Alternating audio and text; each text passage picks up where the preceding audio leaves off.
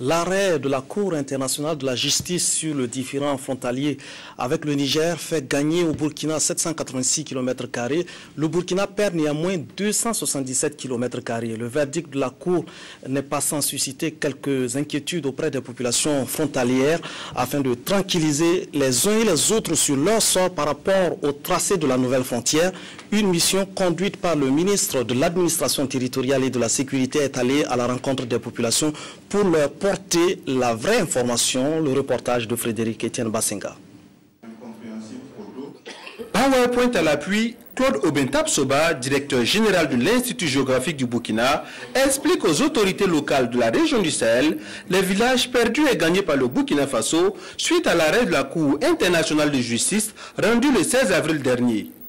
Cet arrêt qui départage le Niger et le Burkina sur les différents frontaliers qui les opposaient fait gagner 786 km² au Burkina qui perd du même coup 277 km². Une perte qui ne sera pas sans conséquence sur la vie des populations dont la grande partie est dans la région du Sahel. Aujourd'hui, nous sommes venus informer les autorités locales qui sont concernées directement par cette question de frontières, leur donner l'information vraie et leur demander donc à leur tour donc, de sensibiliser les populations à la frontière pour que les nouvelles limites qui nous ont qui proviennent de l'arrêt de la Cour internationale puissent donc être respectées par les uns et les autres au bénéfice des populations qui vivent ensemble. Il faut peut-être insister parce qu'aujourd'hui la frontière ne doit pas être une barrière. L'arrêt de la Cour internationale de justice ne divise pas les populations, elle marque tout simplement, l'arrêt marque tout simplement un territoire que nous devons respecter au niveau administratif, mais les populations doivent continuer de travailler, de vivre entre elles, de vivre dans leur terroir. Bien informés sur la situation, les autorités locales savent désormais la tâche qui les attend. Le maire de Setenga, une commune rurale située à la frontière Burkina-Niger et qui doit perdre des villages, lui a déjà sa petite idée. Dès que nous rentrons au sein de nos villages administratifs, nous devrons au moins les réunir, appeler toutes les personnes ressources même du village. Donc quand je parle de personnes ressources, nous avons les imams, nous avons les CBD, nous avons les conseillers, nous avons la représentation des femmes et des jeunes. Donc vu ce que nous avons vu ce matin, on va essayer de les sensibiliser. Puis c'est une justice là qu'on ne peut pas contourner. Cette sensibilisation organisée par le ministère de l'Administration territoriale et de la Sécurité ne s'arrête pas à la région du Sahel. Le 22 mai prochain, cette équipe composée de l'IGB, du MATIES et du ministère de la Défense sera à Fadangourouma, qui est la deuxième région concernée, avec toujours le même objectif, porter l'information vraie aux populations afin de les tranquilliser sur leur sort. Une mission donc du ministère de l'Administration et de la Sécurité conduite par son secrétaire général. Défis et perspectives du ministère de la Communication. Les responsables et cadres du département étaient réunis autour du ministre Alain-Edouard Traoré pour évaluer les actions engagées et planifier les activités pour les mois restants de l'année. Le nouveau projet d'organigramme du département était également à l'ordre du jour. Le reportage de Salinana. Pour ce premier conseil d'administration du secteur ministériel du département de la communication, les participants ont une journée pour approuver le projet d'organigramme, valider le bilan des activités du premier trimestre, analyser les défis et perspectives du département pour 2013. Ce cadre d'échange entre le ministre et ses collaborateurs vise entre autres à recueillir les propositions des acteurs de mise en œuvre afin d'améliorer l'organisation et l'action du ministère. Le Conseil des ministres a adopté il y a 3 semaines un nouvel organigramme type de département ministériel.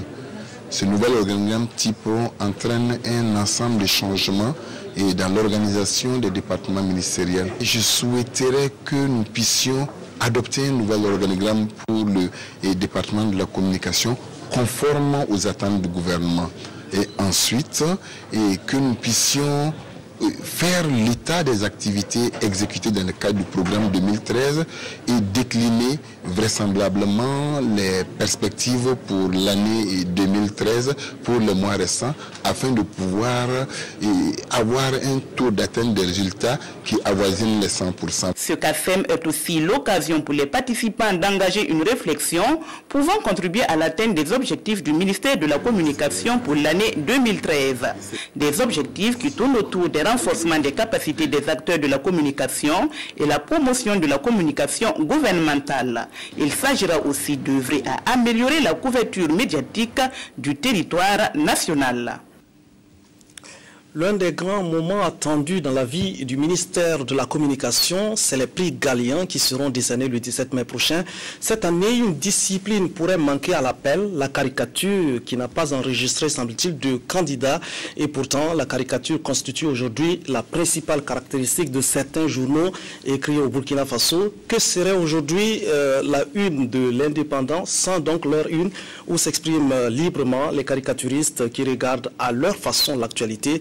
Nous sommes allés à la rencontre de deux caricaturistes célèbres au Burkina Faso pour comprendre les éléments qui guident la production de caricatures. Il s'agit de Glé et de Tempus, deux noms bien connus, Nathalie Kaworé. Aujourd'hui, on a du mal à imaginer certaines publications sans les caricatures qui font leur particularité. C'est le cas du journal du jeudi où travaille le caricaturiste Glé, plus connu par ses œuvres que par son visage. Pour lui, la caricature est une passion qui vient naturellement et ceux qui la pratiquent ont un statut hybride car étant à la fois journalistes et humoristes qui font passer l'information sous une autre forme. Avant de dessiner, on est des gens qui observent beaucoup. Donc on lit beaucoup, on regarde beaucoup les télés, on écoute les radios, et puis après tout ça, ça se mélange dans notre tête, hein, puis on rapproche les événements, et puis on cherche le côté humoristique. Ceux qui font la caricature ont leur cible privilégiée, les personnes publiques, mais surtout les personnalités politiques. Tempus est le doyen de la caricature au Burkina Faso depuis la création de l'hebdomadaire L'Indépendant en 1993. Il a été le premier à recevoir le prix Galien dans la catégorie caricature en 1997. Le gouvernement, le Premier ministre, tous ceux qui sont dans le gouvernement, bon, ils sont vraiment bien accroqués, comme on le dit. Une caricature, une bonne caricature est mieux que 1000 mots. Quand vous voyez les journaux étrangers, bon, on préfère la caricature à la photo. Parce qu'avec la photo, nous pouvons tout, je sais pas, manipuler la caricature que la photo.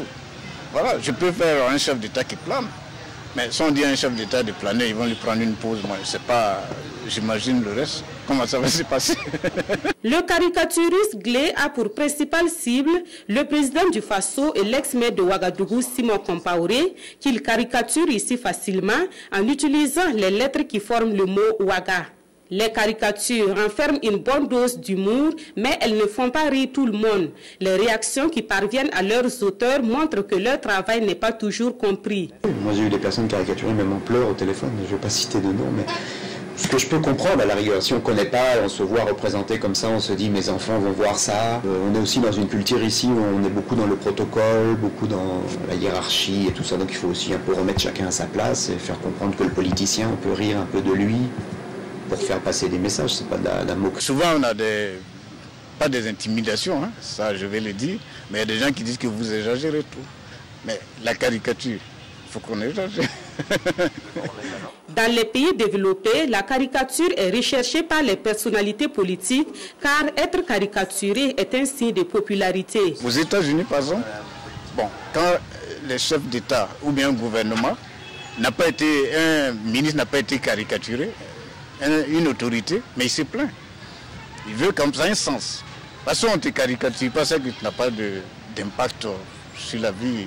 En Allemagne, un politicien qui n'est pas dessiné, il se plaint.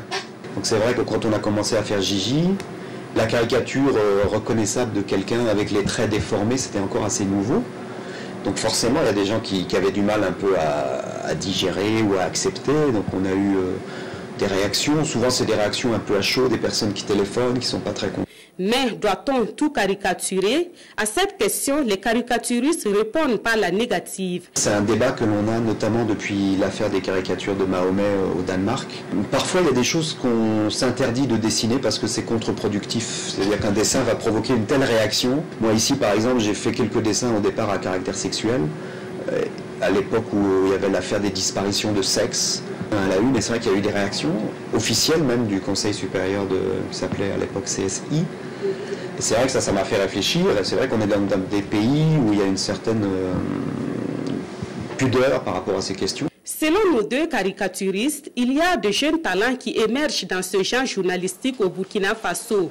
Malheureusement, il leur manque d'espace pour s'exprimer. Il faudra donc travailler à corriger cela, car les caricaturistes sont aujourd'hui des acteurs clés pour la promotion de la liberté d'expression dans la presse.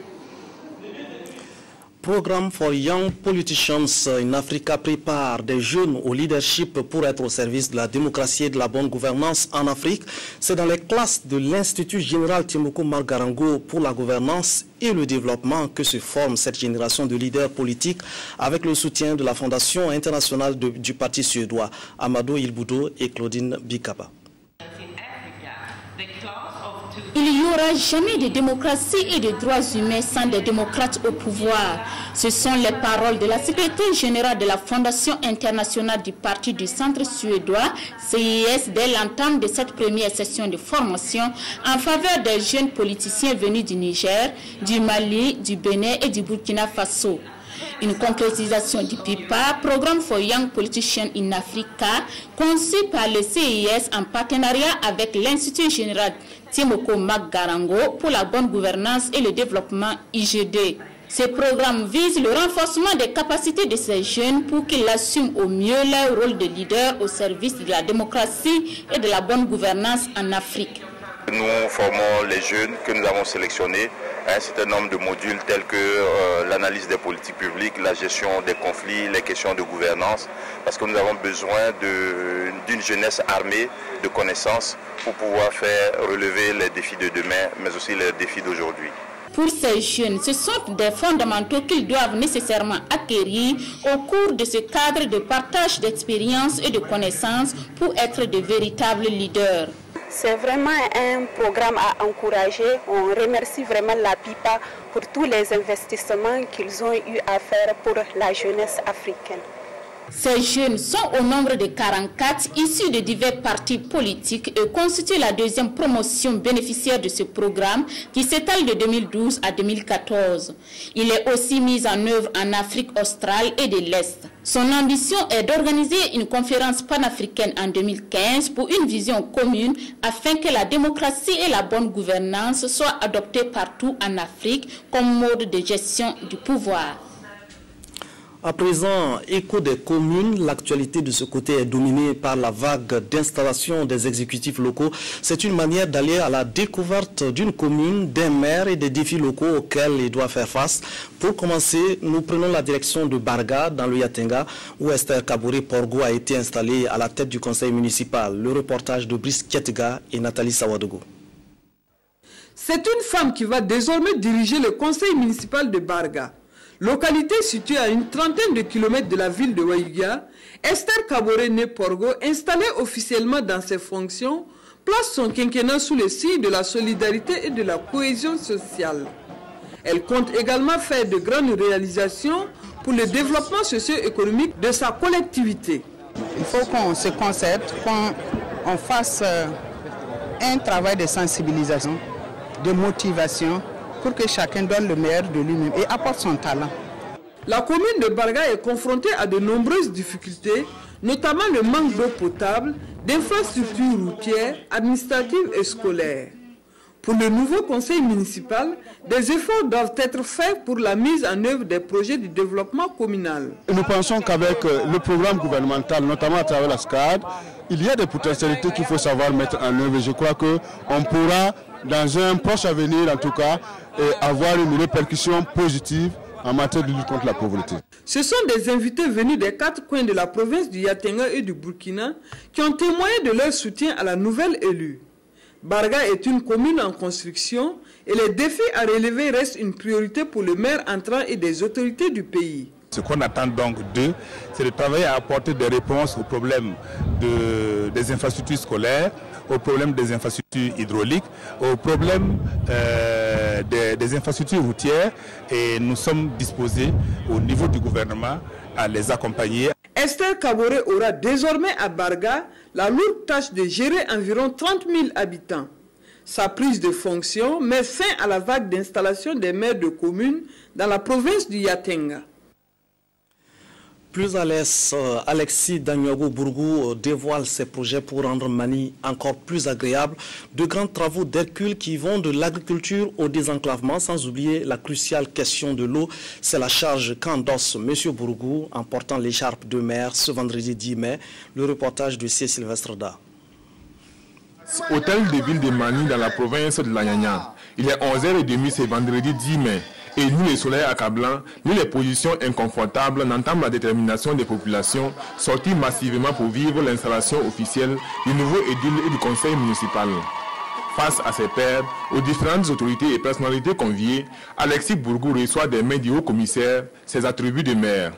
Le voilà à présent au pied du mur et les défis à relever ne sont pas des moindres. C'est surtout le problème de l'eau qui est crucial à Mani. Si c'est pour toute la commune, là, il y a des infrastructures sociales telles que les CSPS, les écoles sous hangar qu'il faut quand même revaloriser. Bon. Et puis, les CSPS. Alexis Bourgou succède à Kwanda Bourgou, à qui il rend hommage. Le nouveau maire vient du Congrès pour la démocratie et le progrès. Et ses premiers mandats, il le place sous les signes de l'unité et du dialogue social. Les principaux axes sont orientés vers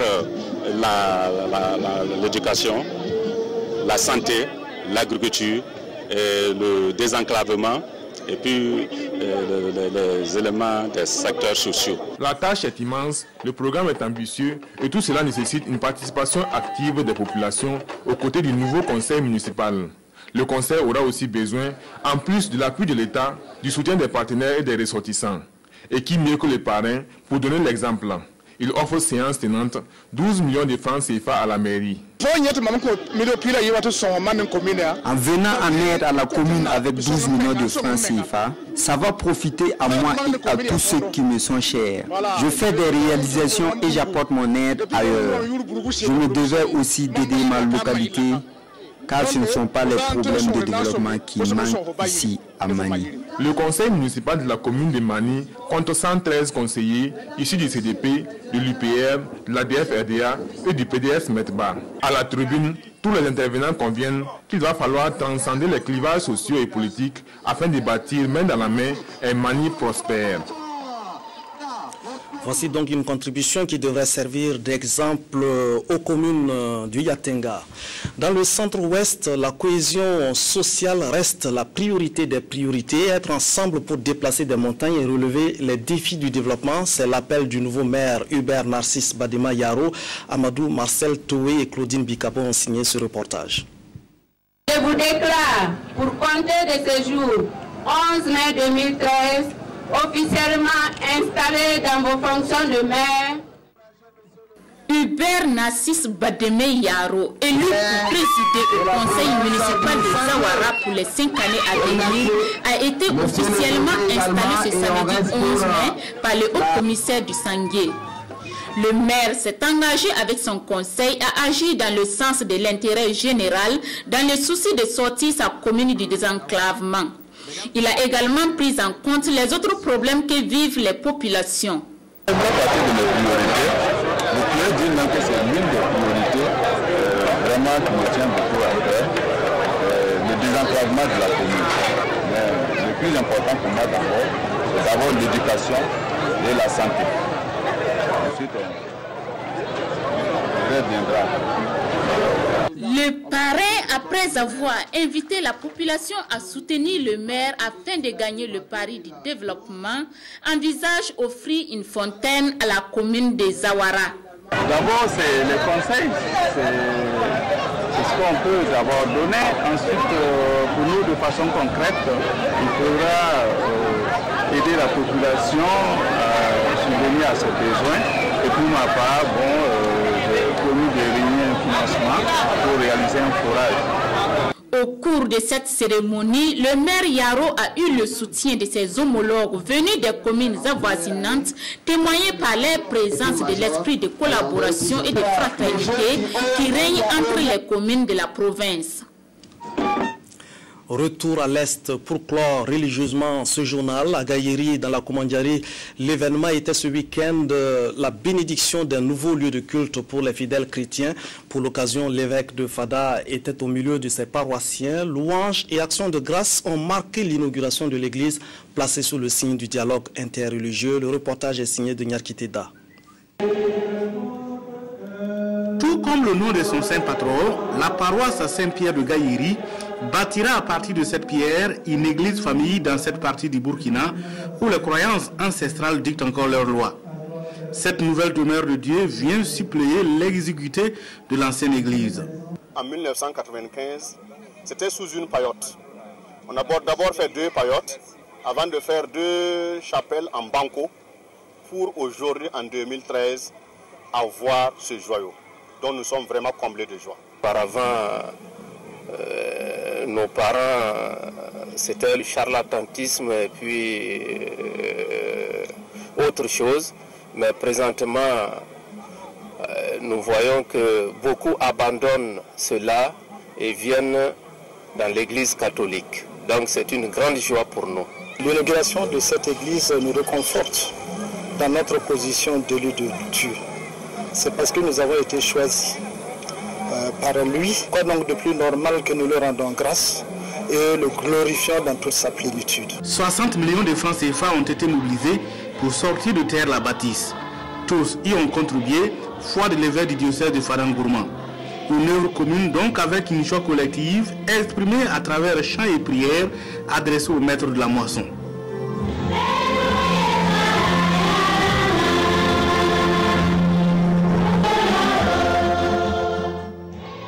C'est sous le signe de la joie, du bonheur, voilà, que nous avons célébré cette fête et consacré cette église pour la louange, pour permettre au peuple chrétien catholique de se rassembler et de louer son Dieu et prier pour obtenir sa grâce.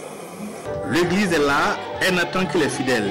Et l'évangile proclamé ici prône un dialogue interreligieux pour l'avènement d'une humanité partagée.